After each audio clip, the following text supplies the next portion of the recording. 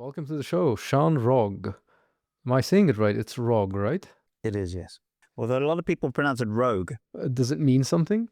It's an Eastern European name that was at one point, there was a big-time director called Nicholas Roeg, R-O-E-G. And my early years were in Hollywood and as a filmmaker, and for some reason they pronounced it Rogue and wrongly assumed I was his son. And I let it roll for a while. Yeah, no, it's Rogue. Yeah, cool. Well, welcome to the show. The Waldorf Project is this work that you're best known for. What is the Waldorf Project? It is easy to explain, and nobody will understand the explanation. But because it's evolving. If you go on the website for it, there are videos, I guess, where you can see. Yeah. Oh, yeah. I mean, everything we've done over the last 15 years, pretty much, has been documented really well. As I said, I used to be a filmmaker, so the documentation aspect of it, I think, because I was, on the one hand, creating something which was ephemeral and secret and only to be experienced by the participants. But on the other hand, this was a project that I wanted to grow and reach a global audience one day, maybe, which it now is. And the only way that that would happen is if I could move beyond curiosity and actually show people a taste, at least, of what we're doing. So every time we do a performance, we have, unless the experience is a one-time only thing, in which case we build in a documentation process. But when I'm doing something that lasts 2 or 3 months, we dedicate 1 or 2 evenings to documenting, reduce the tickets, cheat the lights a little bit to make it a little brighter for camera, and then basically film it like a short film. And they're quite long. Like, they've gotten longer. Chapter 1 was a 3-minute film, but chapter 4, which was the last big thing I did, was 20 minutes, which is a lot for somebody's attention. Now you're doing like full-blown documentaries about how it's made, right? It's almost like a short film about the making of the Waldorf Project. It's not meant to be a little short Instagram, soundbite. It's something which, if somebody really wants to get a sense of what we did, then give me 20 minutes and you'll get a pretty good idea. And I know that I'm going to lose 95 of my potential audience because of the length of the film, but I'd rather 5% get a really good, feeling for it than pleasing everyone with a little really short, meaningless thing. So if any of your audience wants to see, look at this talk, they might be intrigued and they might want to know more, then yeah, on the website, desktop preferably, actually desktop only for now. Every chapter I've done, every project I've done is there, archived with a film tab. You just click on it and hyperlink to Vimeo, and then you can see what we're doing. Yeah, I've seen some of them. It's a very unique experience. How can we describe it to the audience? Like, I'm obviously not going to be as good as you in explaining what it is. But I know that even for you it's a challenge because that's the nature of this experience, right? It's something unique. It is something that evolves all the time, so it's not the same year to year. It's not even the schedule of it, I think, is not very regular, so it's a very unique expression and experience. I don't know if there's anyone else out there. Like, are there any other artists out there doing these kinds of things? Whatever you call this category, experience design, interactive art experiences. I don't know. No, I would say no, not in the way that we're doing this. I mean, it's a merging of disciplines which very rarely get merged: science, art, and theater. Sometimes 2 of those disciplines are combined, but it's very rare where all 3 are. And then once you smash those disciplines together, I'm pushing it forward in a way that, yeah, we're really taking our audiences to places where they have never been before.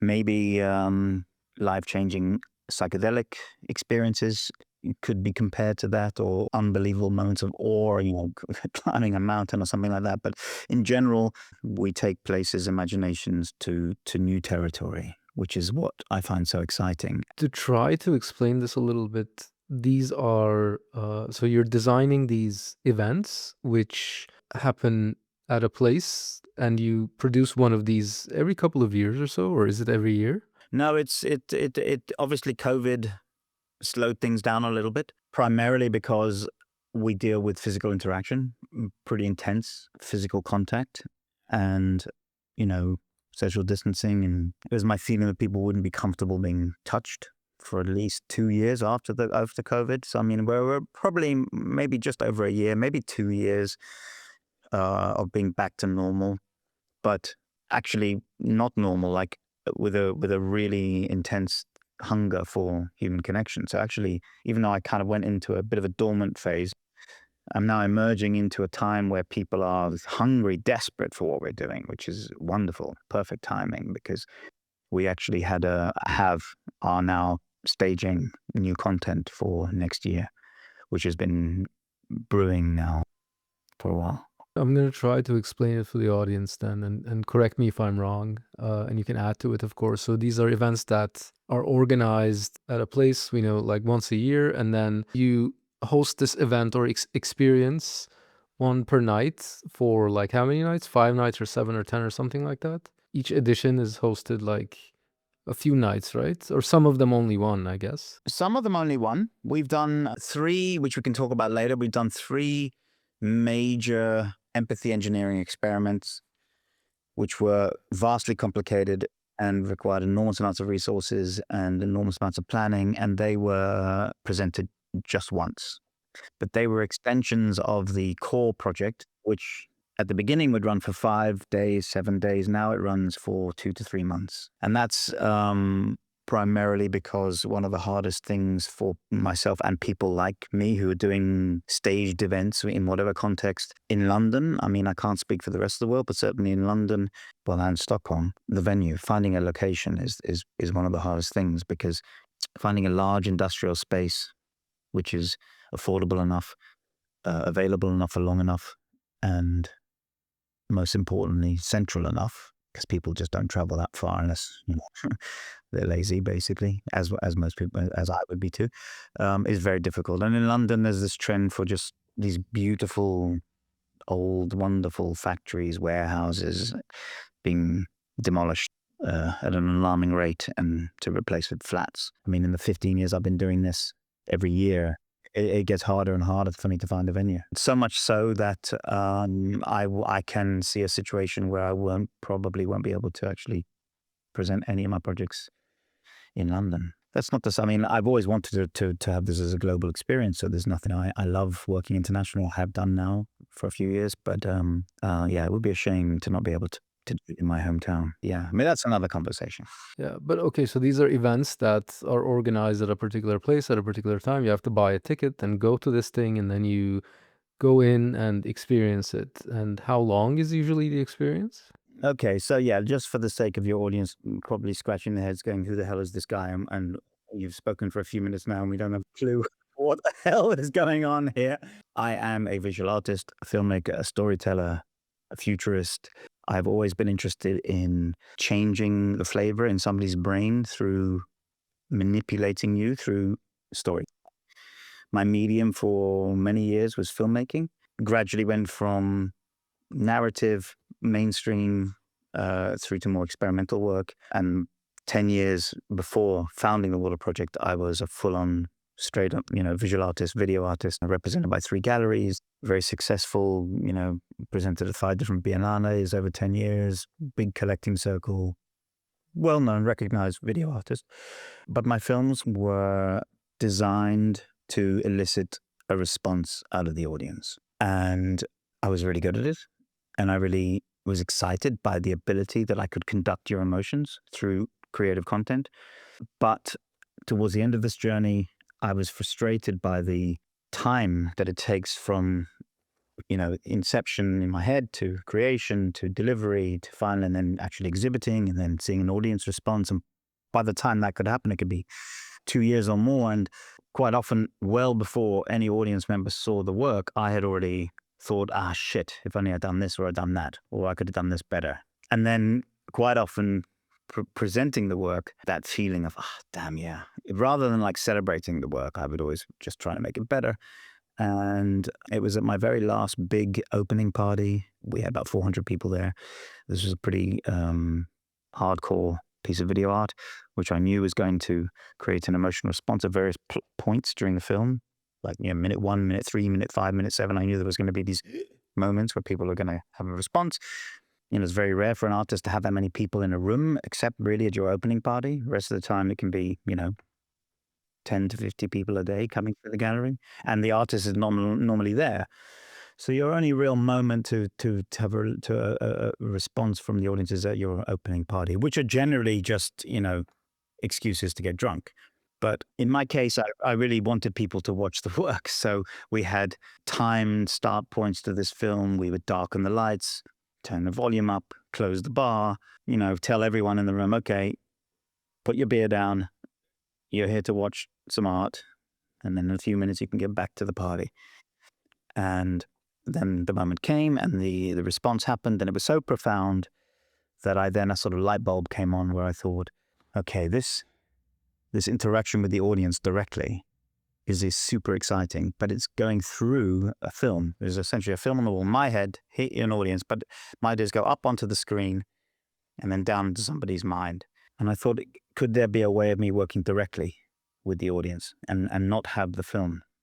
Because then I could conduct your emotions live, pretty much. So that the idea was kind of born. It took 5 years for me to figure out in what way it could manifest. A little trial and error, some experimental test performances, not branded as Waldorf Project at my gallery, but working with the live audience for the first time. Me, actually, which is something I don't do with Waldorf Project, but me performing, if you like, more for me to learn than to teach, so that I could actually just see how somebody responds when I change something. And then bringing in my training and discipline as a filmmaker, as a director, you work with, they're called department heads. You have a cinematographer, a production designer. I know you interviewed Alex McDowell. He was a big production designer, so he was a department head. He would have been in charge of sets with a schedule and budget and a team, answering to the director. And there'll be other department heads, about 6 or 7 of them. So I took that same structure, but rather than creating film, we created a live event. So production design became environment design. Music became sound design. We introduced new disciplines and got rid of old. We didn't need cinematography anymore, but I did need movement design because we were now working with a live audience. So I brought in choreography and contemporary dance and actually worked with a number of choreographers to design a new language, which we've now mastered, of being able to touch and move audiences around. Because, most theatre, if not all theatre, including contemporary dance, is presented on a stage or in front of you, and you're a voyeur, you're invisible, you simply watch what you're looking at. Whereas we cross through that veil and move you around. You're at the center. Yes, you're a voyeur, but you don't have any agency. You're not free to roam, but you're not invisible. You're at the center of the experience, and everyone is looking at you, saying, "We give me your hand, follow me," metaphorically. So it was a new thing. 2012, I presented the first chapter. This was the kind of early days of immersive theatre. Punch Drunk, Secret Cinema, people like that were kind of, getting going. An art form that I love. However, it's as cutting edge as it may have been perceived, it's also very safe, and you also are invisible. In our case, because you have that vulnerability of not being invisible, the safety, or at least the perception of safety, is removed, which then unlocks the possibility to take, you're already in a heightened state of emotion because you're in a context in which, very few people present work. And then the beauty of what we do is that because this is not an inanimate object, which just exists once it's created, these are ideas which are presented to a live audience, multiple live audiences, and people don't do what you expect them to do. And these beautiful, unexpected patterns would emerge. And at first, when I did chapter 1, I'd never done this before, and I could not reference anybody else who had done it before. So I really went for it and presented a performance, which, by the way, from chapter 1, all the way through until today, we have no words. There's no dialogue. There's no reading or writing beforehand or during. The dancers don't speak. You don't speak. The ideas are purely, abstract sensory manipulation. Now biohacking. We can get to all of that and kind of the tech part of it, but it was just essentially non-verbal storytelling to begin with. And but I did have a pretty strong narrative thread of how I presented the first chapter, a sort of metaphorical road, if you like, that you were going to be taken down. And I just figured this is a pretty logical situation. There's a road. It goes out in front of you. Walk down it. And people don't do that. Some people veer off the path. And I had no safety net for that because I just hadn't expected anyone to veer off the path because I was only thinking of myself. I was like, this seems pretty obvious to me. And then people just did all kinds of crazy shit. And we were struggling to bring them back to the path. And a big epiphany that I had after chapter 1, as the language kind of started to evolve, was to accept that people do this and embrace it, in fact. So rather than being frustrated that people were veering off a path that I had to pull them back onto, I had to change the structure of the environment on the assumption that people would veer. And so when we did chapter 2, we created something called an emotional soup. So there is no path. It's just an environment. You want to go there, you want to go there, there's something waiting for you. And that kind of acceptance that people, statistically, when you look at them as groups of people, they behave in a way which is interesting. First of all, they're stupid. A person is clever, but people are stupid. Organisms are strangers. When you ask them to think like an organism, they default to the lowest intelligence of the room is the intelligence you should go for. There's an issue with alpha. We work with audiences of 40 generally, although we have done performances for 400 and 4,000, and 300, whatever. But our core number is 40, in which an alpha will emerge. Something which I had to learn and then identify. And now we even have an algorithm which we call breaking the alpha, where we identify who the alpha is and then, break them, so to speak, so that they lose their power and we become the alphas. And then chapter 3, it wasn't so much that people didn't behave like you expected them to. That was already assumed and catered for, and the ideas were evolving quite dramatically. We moved from what you might describe as a multisensory dining experience to an experiment in consciousness transformation. And by then, we were already getting a lot of press, a lot of global recognition. I had considerable power as a project, and I was able to negotiate better deals with everybody, including the location, which I mentioned earlier. And I actually got a sponsorship deal with a venue in London called Here East, which it used to be the broadcast center for the Olympics, the 2012 London Olympics. It was a big complex that they built for the press. And then after the Olympics, it went dormant and was then sold to a private company, and they renovated into a tech incubator kind of place. But it was a bit of a controversy because it was paid for with taxpayers' money and sold at a loss. And, this company was struggling to get the word Olympics out of any context in which their building was described. So I said, look, give me your building for 3 months, give me everything I need, and I'll make sure that the world hears about you and you won't see the word Olympics anywhere. And we agreed, and in fact, that's what happened. But it was the first time that we were able to run for months rather than days. And it meant that I was able to see patterns emerge, which may have been there the whole time, but with 5 days, 7 days, the chaos involved, the stress, the organization that has to go into delivering this is so intense that I was just sort of like trying to get through the event. But when we were running for 3 months, after a week or two, the dust settled, everything kind of calmed down a little bit, and we were able to get into a routine, and it became much more pleasurable, and the stress levels went down dramatically, and I was able to not just enjoy which is something that I'm now trying to make a point of doing, but actually learn and watch. And by this point, I was aware of the fact that this known unknown would emerge. I had no idea what it would be, but I knew that no matter what we create and what we design, something unexpected would happen.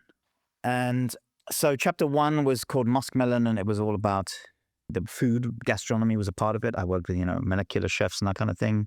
So we were using sensory manipulation through all the senses, including, your mouth, although there's another conversation for the fact that we have many more than 5 senses, but for the sake of chapter 1, it was the 5. With chapter 2, which was called color, we moved away from a more kind of structured food type experience. We still used food, but it was more in the background.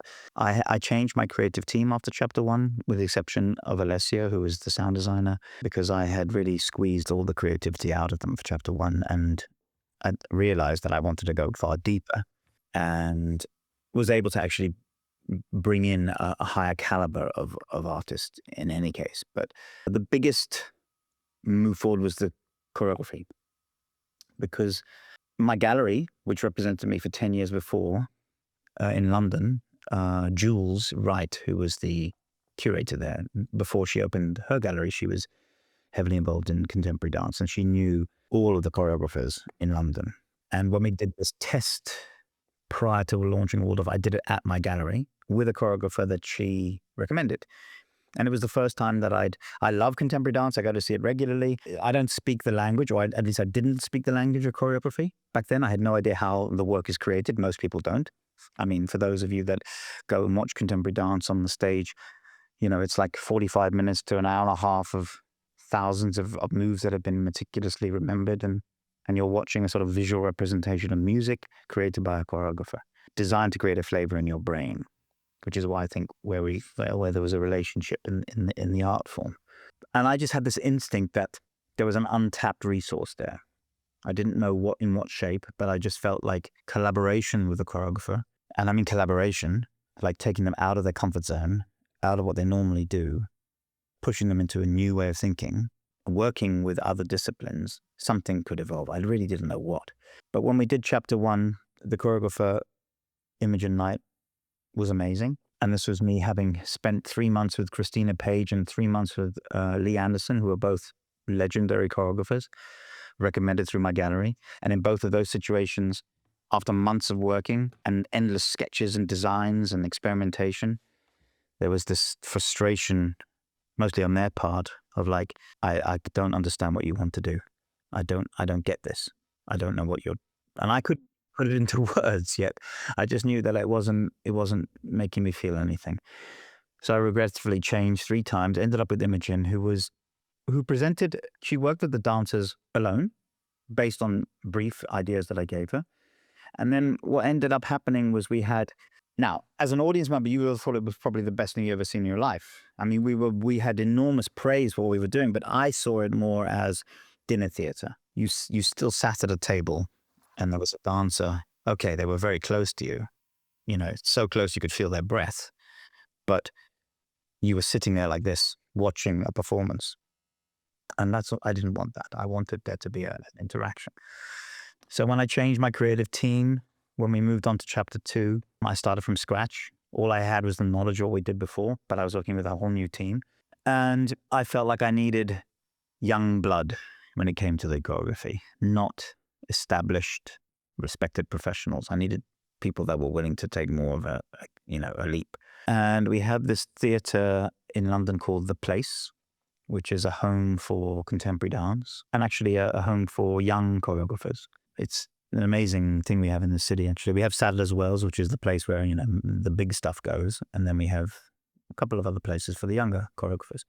And they have a festival every year where they invite, over 10 days, 3 choreographers per night.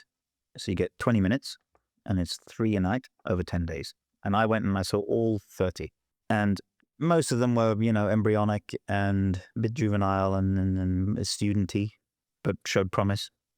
But there was the one couple, Ari and Esteban, French guy and a Japanese girl, who work as a team who were just like blew my mind. They were crawling around on stage with ropes. They took a rope and they took it into the audience and they wrapped it around an audience member, dragged the person onto the stage, and then I climbed on top of him. I was like, okay, there we go. That's the kind of thing I'm into. It's exciting me.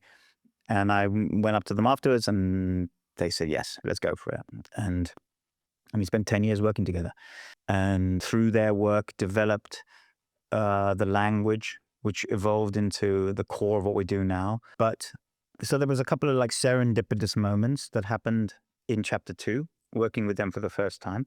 We did so color was the idea was to explore color non-verbally, non-visually. So what could color smell like, hear like, feel like, all that kind of thing. We had various monochromatic environments where the audience members would spend time in each of these worlds saturated in one color and explore for a few minutes what we felt that color could make you feel.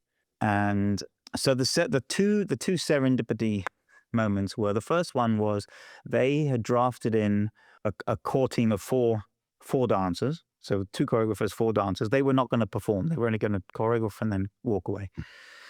And the way the choreography, which I now know, because most people actually don't see how contemporary dance is created. They only go to see the final result. But for the most part, the mechanism is the choreographer will have a vision, an idea of what they want to create. They will gather their dance company together in a rehearsal space and explore for days or sometimes even weeks, initially pure improvisation.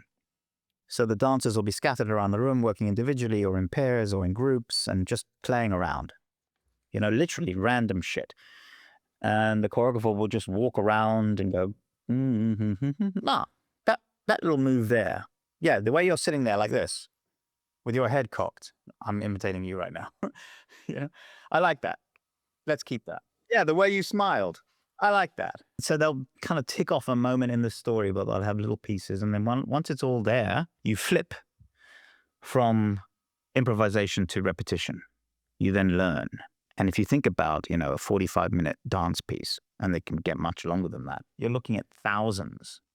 I mean, the game Simple Simon with the colors? Beep, beep, beep, boop, boop, boop, beep, beep, beep. But you got to remember blue, green, green, blue, blue, green, that kind of thing. Remember that kid? When you were a kid, you had that thing? It was round with buttons on it. How many levels can you go? 4, 5, 6, 7, 8, 9? Imagine like 1,000. I mean, that's really the level that their brains can work at. It's a mutation in the brain, a beautiful mutation. It's this ability to remember patterns, which I felt could be a tool that could be exploited, especially if you're working in a dark or even pitch black environment. Because turn the house lights on, fill a space with a very complex environment, have your dancers learn the space, learn the moves, understand, and then you can turn off the lights and it's all here. You can actually, and we have done that. Had, dancers being able to navigate through very dark, massive industrial spaces in pitch black because of this ability that I have to remember, which was a fantastic tool. So with chapter 2, these 2 young choreographers brought in 4 dancers. Now, all we had to go on was chapter 1. My vision for chapter 2 was to push things a lot further. So they didn't really have much to go on other than through conversation with me. They were very young. My project was kind of young. It was only had done one before. So I was trying to push things forward already. We had central to the experience, essentially over 3 hours, the groups of 40 were broken up into 4 groups of 10. We had 4 small rooms, blue, purple, orange, and red. You would go in there a group of 10, you would be in there for 10 minutes with one dancer, and then you rotate.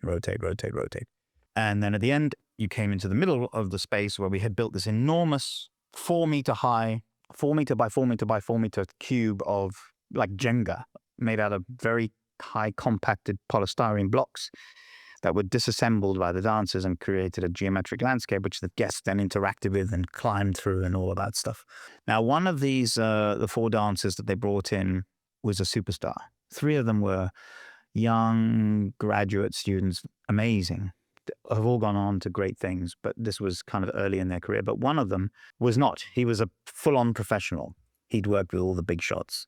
It was a bit of a coup to get him. So I'm walking around kind of everything is happening in the background. We're building sets, we're rehearsing this and that, the sound check, lights, everything.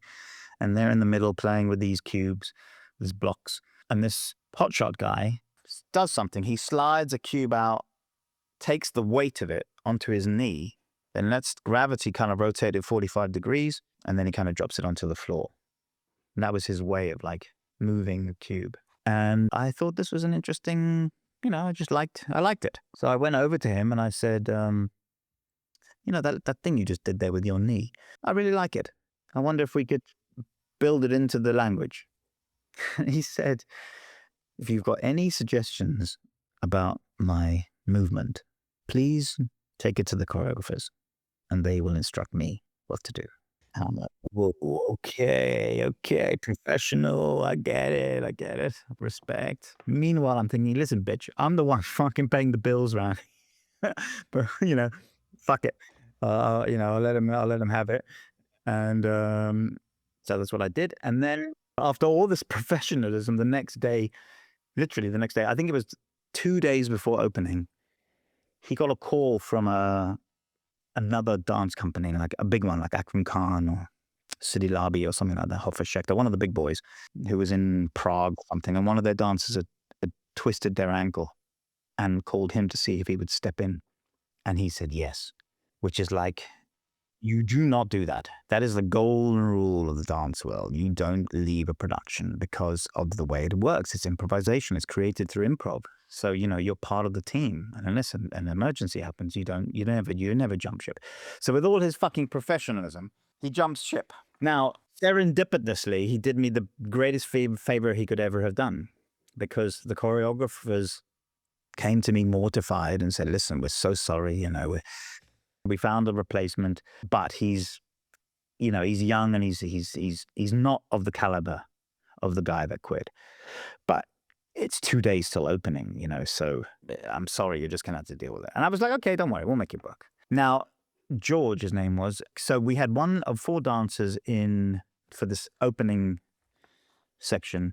The way that we kind of decided the rooms would flow was purple was about childhood exploration, blue was about using your mind, orange was to do with relaxation and contemplation, and red was fear and anxiety.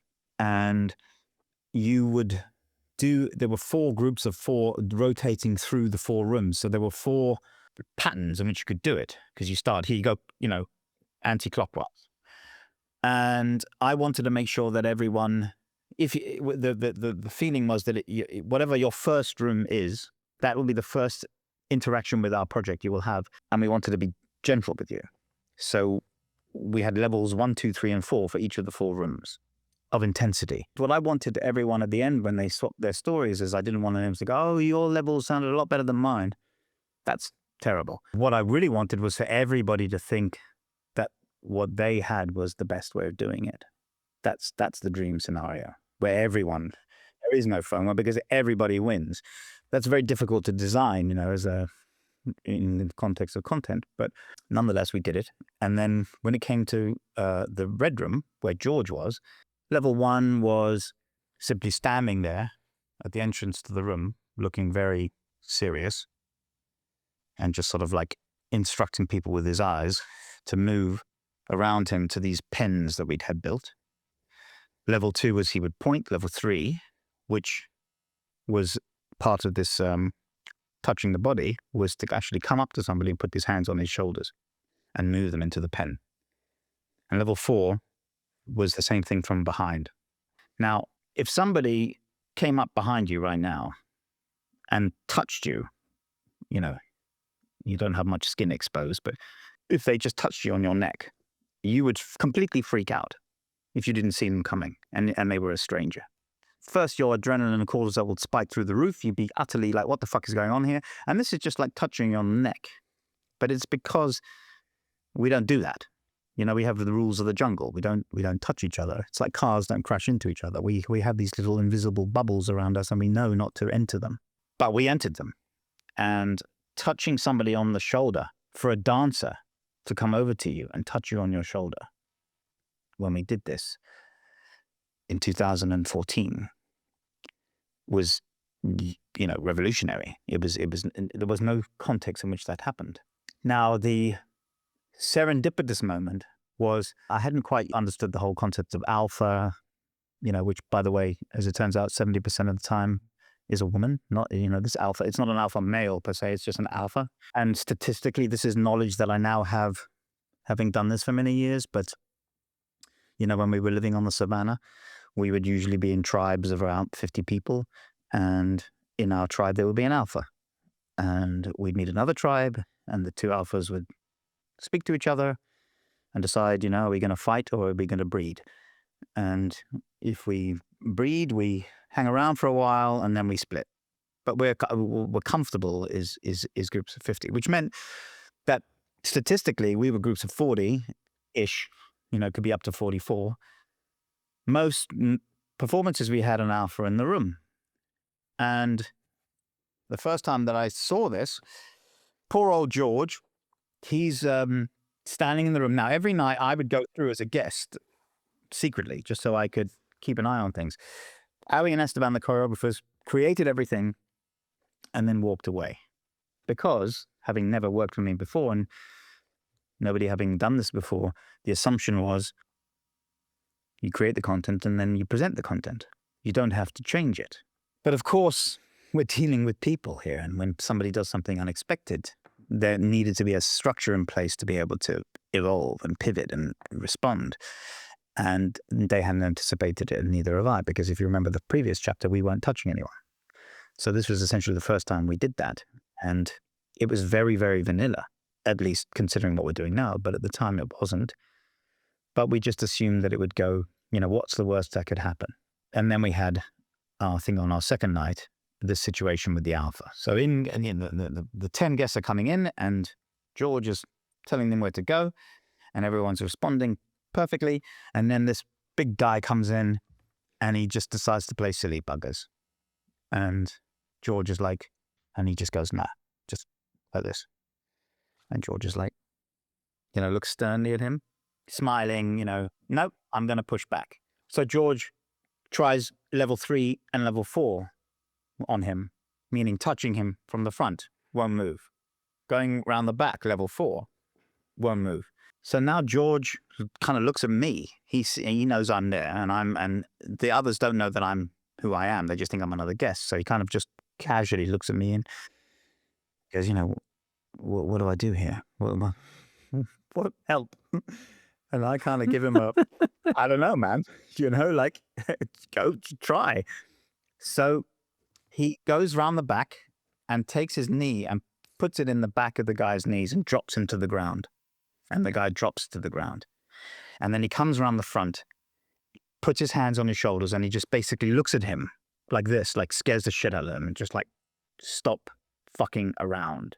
But done through movement. And the guy just completely breaks. And then he places him in the pen. Now, had it been that motherfucker who went off to Poland, there would have been no improv. He would have treated that guy like he did the brick. He would have just tried, it wouldn't have worked, and we would have had basically a system breakdown. Because me not being the choreographer, he wouldn't have taken any direction from me. But George, wonderful young George, was more malleable. And something beautiful was born. So much so that night after night, we built it into the language. So I said, right, I love it. Do this every night. Go further. See how far you can go. Play, experiment. I love it. I'm giving you full permission. And he loved it too. And he was doing all kinds of crazy shit. And it was fantastic. It was really, really beautiful. So that was the first serendipity. The second one was I would go through a different order each night. So I would experience all the 4 levels. And on the 5th or 6th night, like three nights after this event, my order was level 1 blue, level 2 orange, level 3 red, which is already pretty intense, and then level 4 purple, which was childhood exploration. And as I'm in the red room with the guests, going through all of this new material that George is kind of exploring, I suddenly had this panic attack because I was like, oh shit, in about 5 minutes, everyone is going to leave this room and they're going to go into the purple room where they're going to be transformed into children. I mean, the kind of thing we did in there was we had a playground and the dancer would have everyone climbing on top of each other and, you know, like a cuddle pile pretty much. But with humor, there was laughter and the soundtrack was in a major scale and the lighting was, it lended itself to fun. And I just thought, oh shit, this is going to be a total shit show because we're now taking these people's brains, you know, the flavors we're putting in your brain are really, really, really adult, really edgy. And now we're about to rapidly transform you into a child. And I don't know what's going to happen here. So I was nervously, you know, waiting, and then we all kind of move across to the purple room. And what I was surprised to see was the total opposite happened. They completely embraced the content, instantly became children, more so than previous nights where we hadn't taken them to that extreme place in their brain. And that's when I realized that I'd unlocked what was to become the core of everything I've done in the last 10 years, which was we discovered, almost like penicillin, this new way to interact with people. And we started to have the earliest form of our algorithm of engineering empathy, which is trauma followed by euphoria. Essentially, presence followed by awe. What the Red Room was doing was creating presence. It wasn't so much about having an adult-themed experience. We were playing with adrenaline and cortisol. We were, like right now, if your fire alarm went off, you know, you would be completely present. And then you'd realize, okay, false alarm, oh shit, I smell smoke. One of those two things would happen. But until you figured out what it was, this conversation would be over, and whatever your plans were for this evening or tomorrow would be over. All you'd care about is, why am I hearing this fire alarm?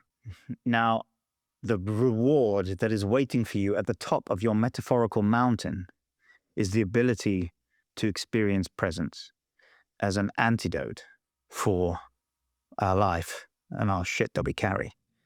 And whether that's used therapeutically or meditatively or transcendentorily or in any other way you want to do it, or even recreationally, I felt like, why does that have to be the reward? Why not have it be the tool to take you somewhere else? Because I saw it happening in front of me. That was the epiphany that I had, is that it wasn't so much that they became children, it's whatever was waiting for them, they would have embraced. It just so happened that in this case, it was becoming children, but we could have had them from anything and they would have embraced it more because of what happened in the Red Room.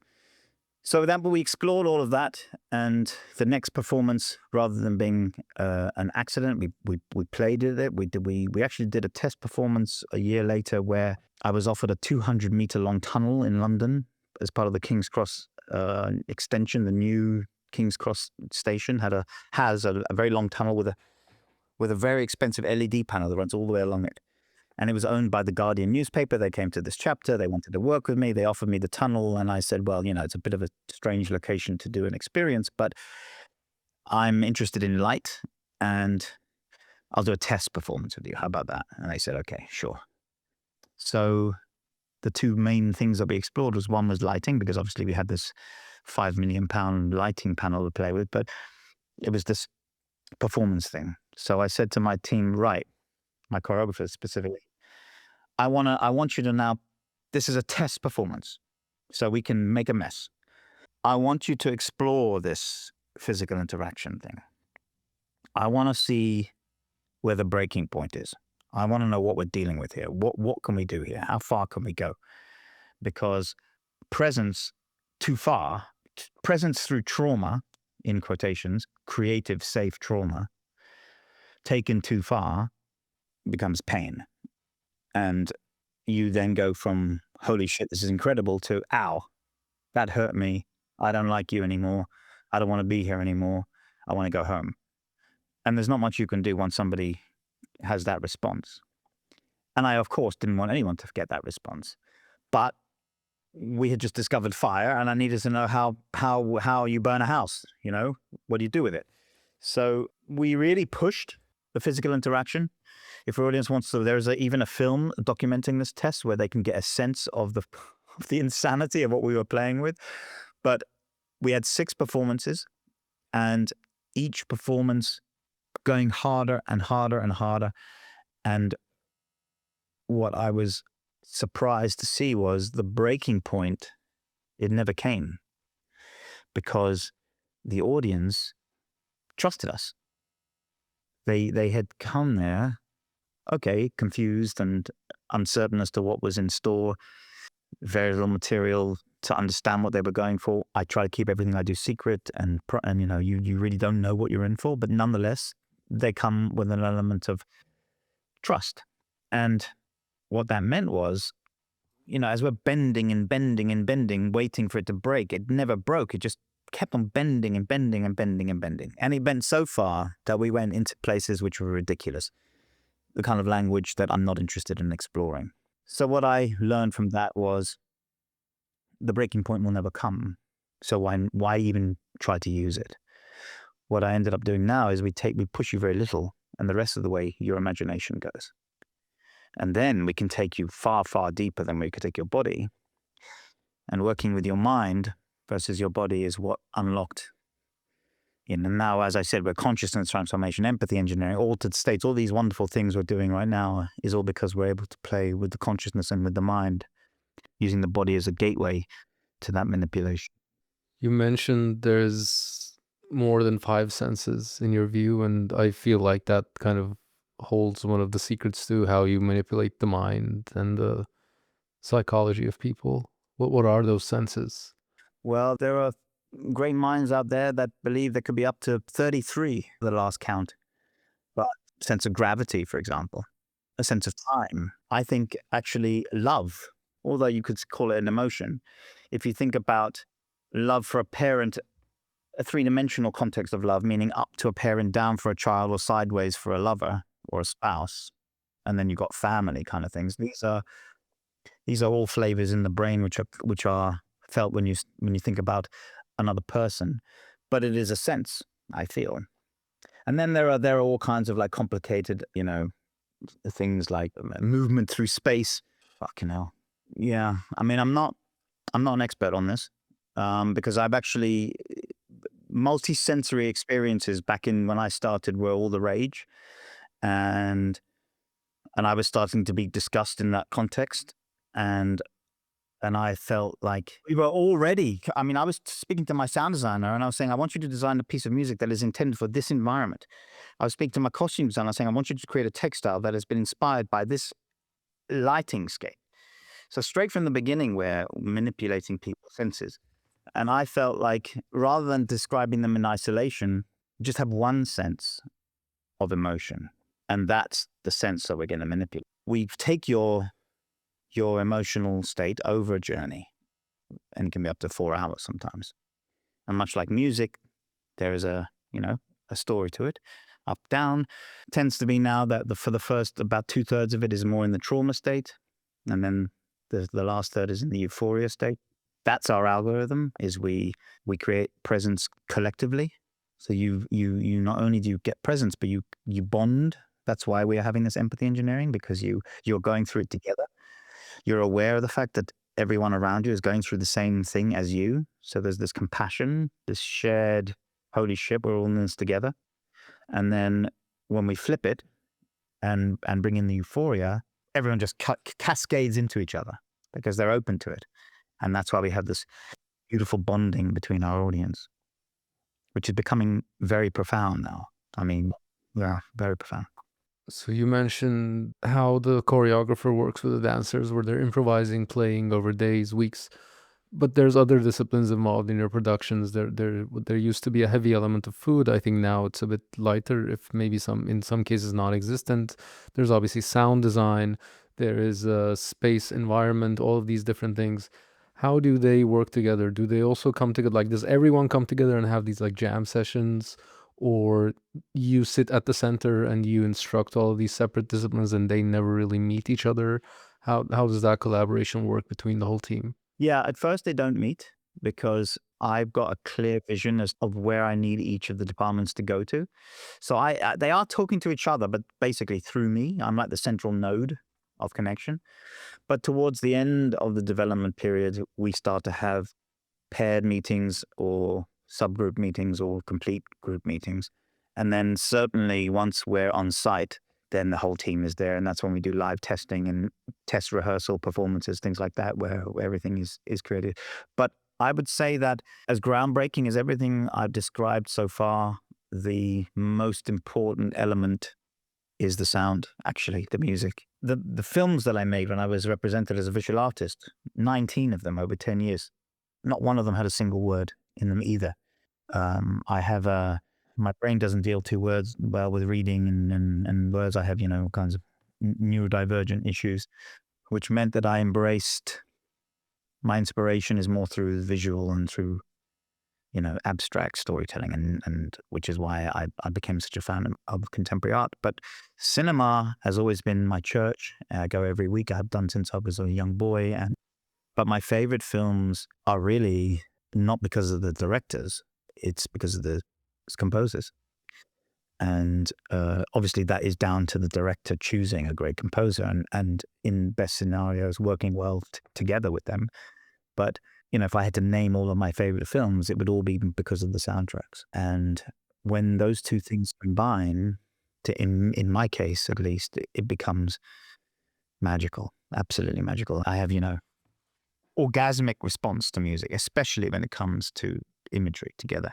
And I've spent, chapters of my life in love with various composers as I've got older and moved through time.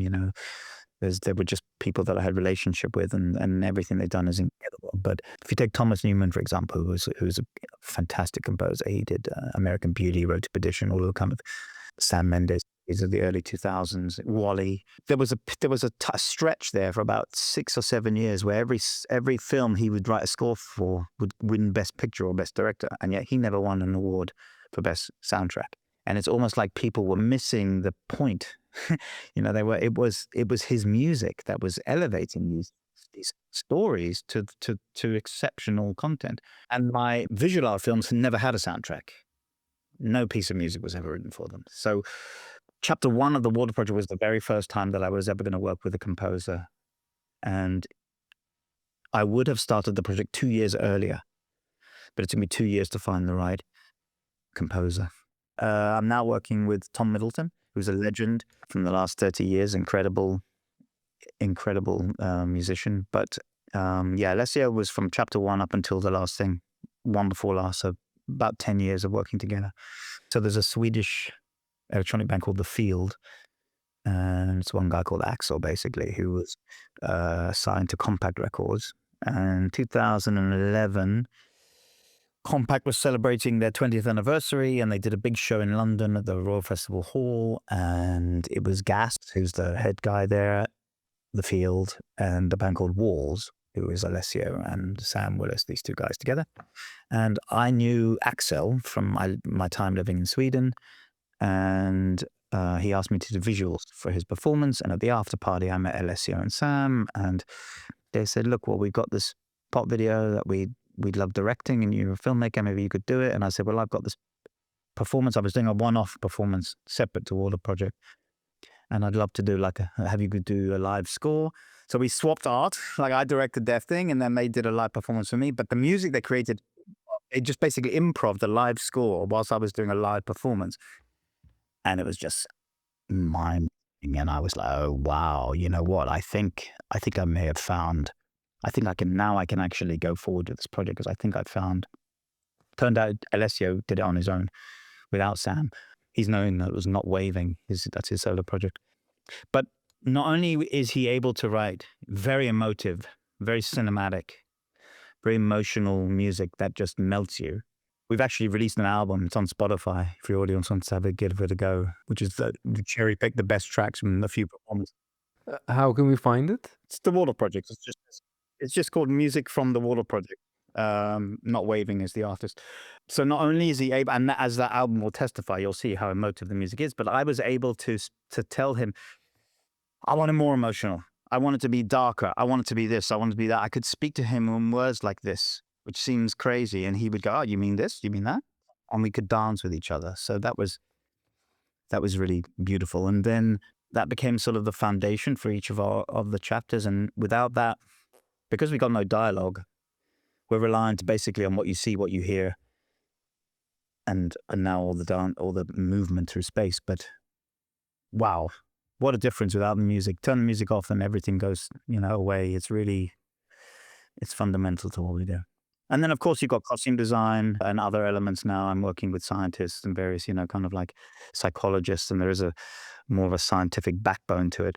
But the core team is textile, sound, environment, and movement. Textile. Costumes, the materials that the dancers wear, and the materials that the set is in. Because ergonomics is very important. Because what you feel, what you touch, even what you smell. For example, smell is a sense.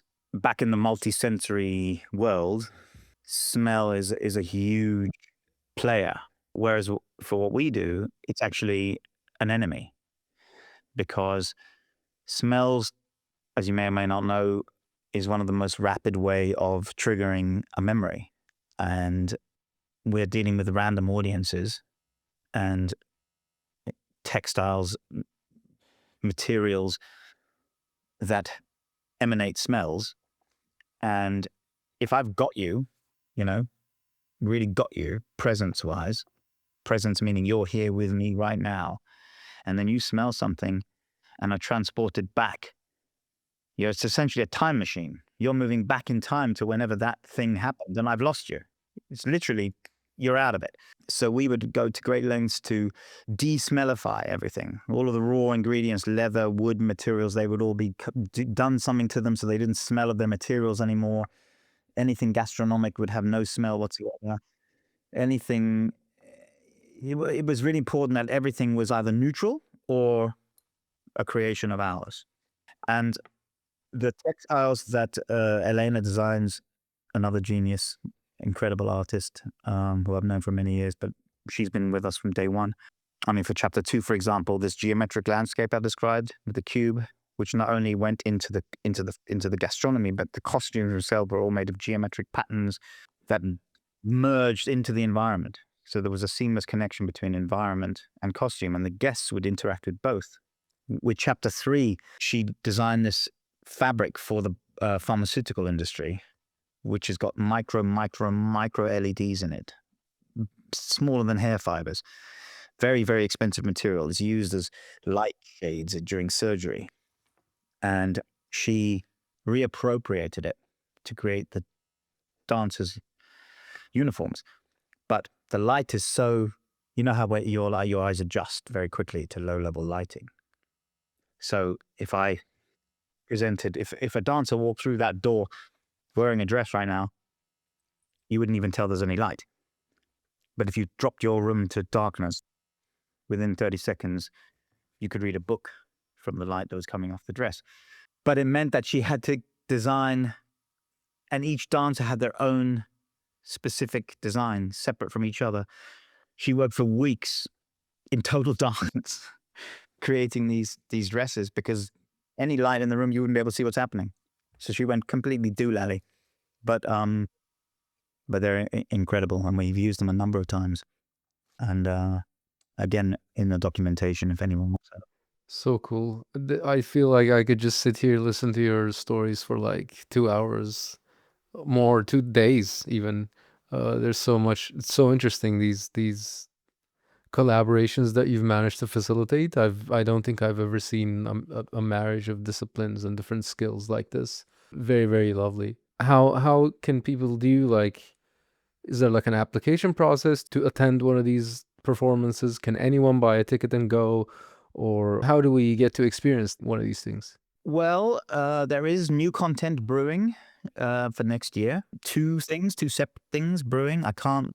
As with all I cannot say when or where or how or what. All I can tell you is it's next year. I mean, the easiest way, the most efficient way, much like a lot of these kinds of things, is be part of our ecosystem. Sign up to the mailing list or follow us on Instagram, and we announce stuff there. The mailing list is the core foundation, and When we're officially ready to launch tickets in whatever shape or form they are, we always give the mailing list a week head start and then open it up to the rest of the public. And generally speaking, there's an enormous amount of press around what we're doing, whichever country we're doing it in. So if people aren't aware of us beforehand, they usually find out about us as we arrive in town, a bit like a traveling carnival, Suddenly the buzz goes around, and then so that's another way of people. But if anyone watches this podcast and sounds like this is intriguing to them, go to the website waldorfproject.com. I don't know if you can put it up somewhere, and it'll just say sign up, contact, and you just sign up, and that's also where you can see all the films for everything I've described. Before we go, there's two questions that I really want to ask you. One of them is, can you explain the name Waldorf? What's the other question? The other question is, have you started integrating AI in your work, and how's that going? I can't answer what the Waldorf Project means. It's the only one I can't answer. And not because for any other reason than all I will say is it's not the hotel, it's not the salad, and it's not the school. There's a synthesizer company, right? Oh, is there? Isn't there a synthesizer company, like music instruments? Okay, it's not the Waldorf synthesizer either. I'll tell you that story over a beer one day, but it's not. I prefer just left to the imagination. Okay. As far as AI goes, well, I mean, we've left out. There was a touch of AI, machine learning. I would say our first use of it was when we did. Other than these chapters that I mentioned, chapter 5 is our next big one next year. That's one of the two projects. But in between the chapters, we've done these one-off really mad experiments, 3 of them. I partnered with Lufthansa to do the world's highest experiment in empathy engineering. We took over a flight from Frankfurt to Austin, Texas, to South by Southwest, and all passengers and crew participated in the world's first, probably last, fully immersive experience at 35,000 feet. I mean, we plunged the plane to complete darkness, had secretly installed a sound system throughout the airplane, and the dancers came out in these LED dresses I was telling you about, and weaved through the cabin and connected everybody, and it was a beautiful moment. And there's a whole story about how that came around. But after that, I wanted to test out working with a really big audience, thousands of people. And I felt like the infrastructure involved in working within a massive audience is beyond my means. So the easiest way to do it is to cuckoo myself into somebody else's nest and take over somebody else's operation. And I felt that I could do that with a festival. So I found a festival in Thailand called Wonderfruit, which is sort of like the Burning Man of Asia. That's at least how they want to be described. Long story short, they were 4 years old when I met them, and it was privately owned. It was just south of Bangkok in this very large area that was all land owned by this guy, Pete. And they were growing by 500 people a year, and they were at 3,500, expecting to be 4 to 4,500 the year that I worked with them. It turned out that it was 4,500, but they wanted to get to 12,000. And they didn't want to grow by 500 a year. So they felt like they needed to have a real whiz bang, something major happen that could give them global media attention and spike their numbers. And I said, right, I'm your man. Give me your festival. Let me completely take it over. Let me do whatever the hell I want, full unlimited resources, and I will make sure that everyone hears about you. And that's what happened. And they did end up going. They bumped to 9,000 the year later, and then 12 the year after that. So they got what they wanted, and I was so the pitch to them was on the Saturday night, the penultimate night, we would drop the whole festival to complete darkness, and I mean everything, every food truck, every emergency light, everything off.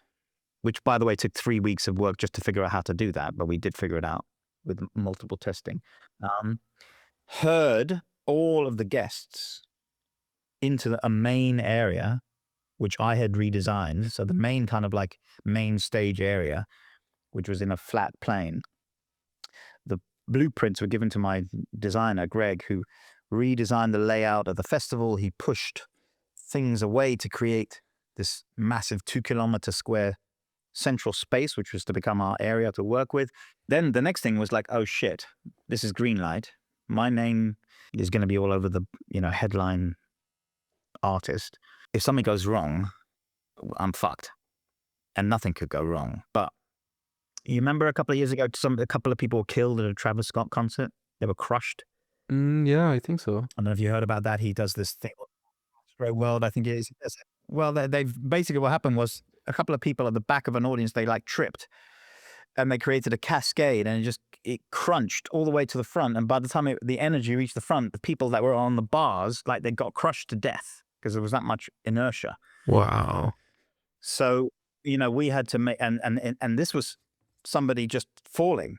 In our case, we were moving people 20 minutes walk from its furthest location to the main space. People were scattered over this massive festival, and we had to herd everybody. We had 250 dancers. It was a huge operation, herding everyone to the main space in order to then prepare them for the experiment. And if somebody tripped and created any problem, we were looking at that would be ruined. It would be the end of it. So I studied cascade theory and building and movement theory, and I watched at great length starling murmurations and schools of fish and cowboys herding huge amounts of cattle, and any situation in which you had hive minds working in large scale. And we then created a program to run simulations on what our swarm would look like, and told the program, how many people. And we had these little tic tacs, they look like, with, like curved top and bottom. And if the tic tac touches the floor, it means death. And then we ran these simulations using machine learning, thousands of them, and ran worst case scenarios and best case scenarios, and at what speed we might move people, and what kind of thing would need to go wrong in order to create a cascade, which down the road would have somebody topple. And it wasn't much. In fact, in every simulation, death. So we really had to come up with a solution. And remember, there was no rehearsal here.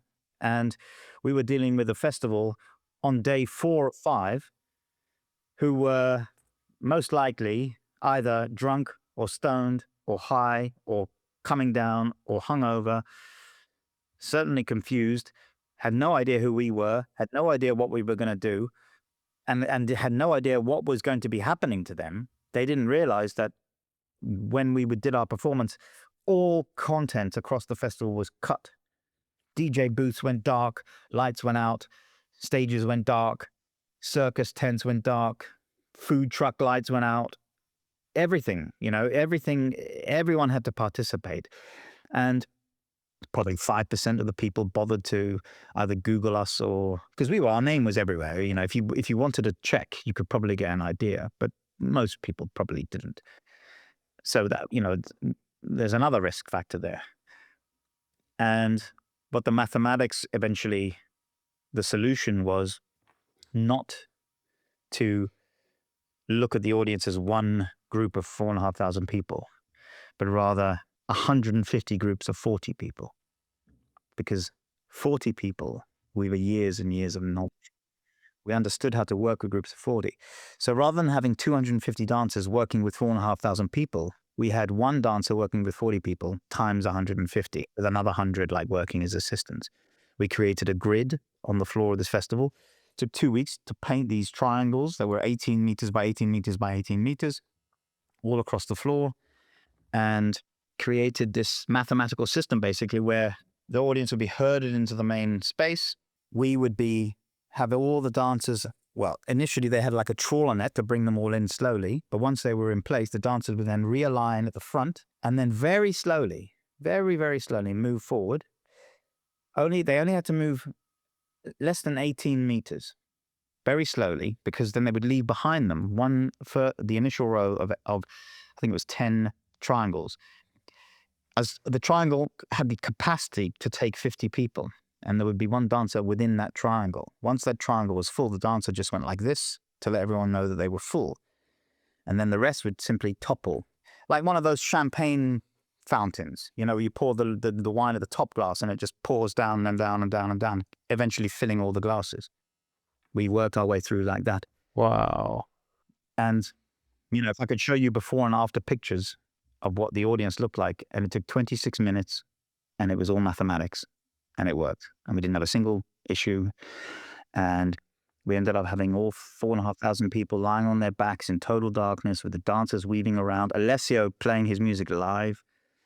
Everyone, minutes on end of crying. And I walked through the audience and I could smell the hormones coming off the grass. There was a thermocline of temperature up to my knees from the amount of connection that was taking place between these audience people. Wow. And I would say that's not directly AI, but it was the early days of us playing. And then, now jump forward to the last project we did, which was the world's biggest digital empathy engineering experiment. We did it last year at Craftwork in Berlin. We took up Craftwork, and then earlier this year in Stockholm, we're using VR and biometrics. And Greg, my partner, is the environment designer. He is actually involved in AI creation. I can't talk about it because it's under NDA, but he's involved in a really big project, and so he's brought what he can into our work.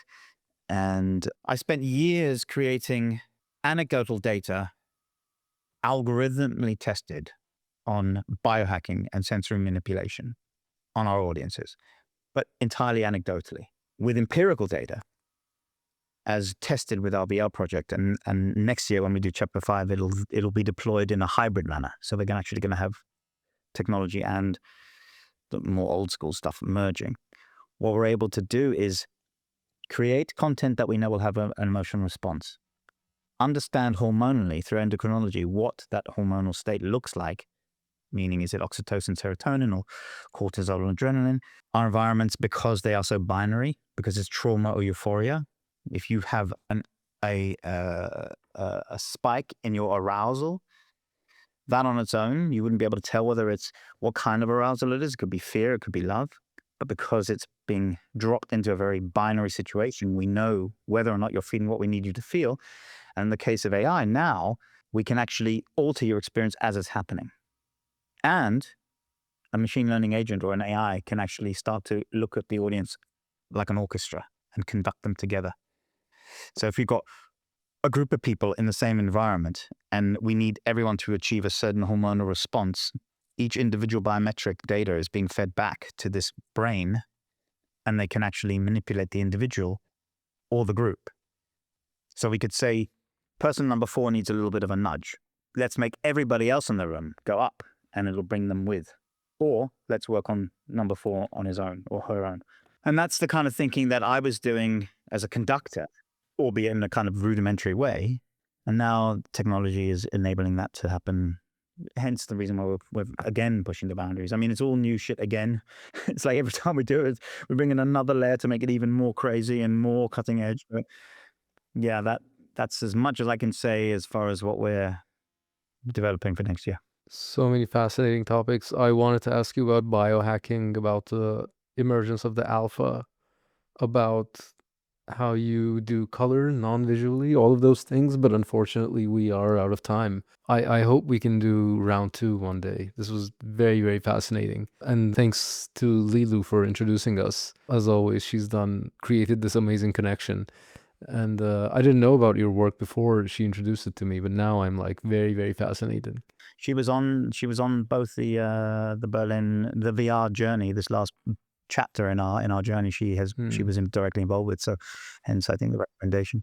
Thank you so much, Sean. Where can we find you on the internet before we go? Waldorfproject.com, desktop. Desktop.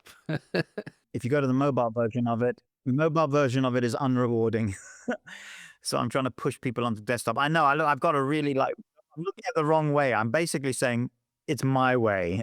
You should be doing things, and that involves engaging with us. But the website is the main hub. It's the everything I've discussed today is available to be watched in films.